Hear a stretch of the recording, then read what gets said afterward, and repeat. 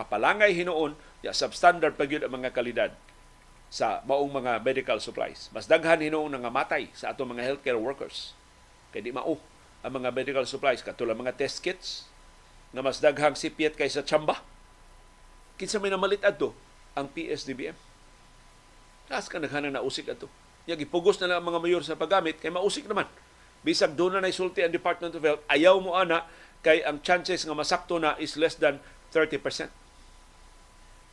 Sa ato pa, sa kada tulo ka test kits, wala ka butong usa ang makatsamba. Di pwede tinighan ng false positive, pwede tinighan ng false negative, amo to, nagtinagdanay. In fact, ang gibasol gyud sa IATF, katong Interagency Task Force, nga mo'y nagduma sa pandemya sa COVID-19, mo itong nahimot ang COVID-19 capital ang Subo tungod sa test kits. Kay sayop ang test kits.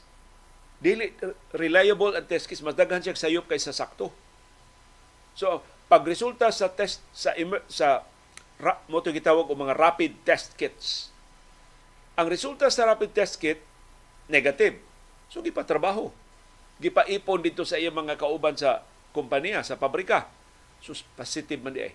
Wa mamakit sa rapid test kits. Ananakod. Mo ito gibasol sa IATF nga nahimot ang COVID-19 capital sud sa pila ka buwan ang Subo tungod sa atong paggamit og rapid test kits. Nanong gigamit ang rapid test kits kay gipamugos sa mga mayor. Kay napalit na sa nakalilain nga mga ahensya sa gobyerno.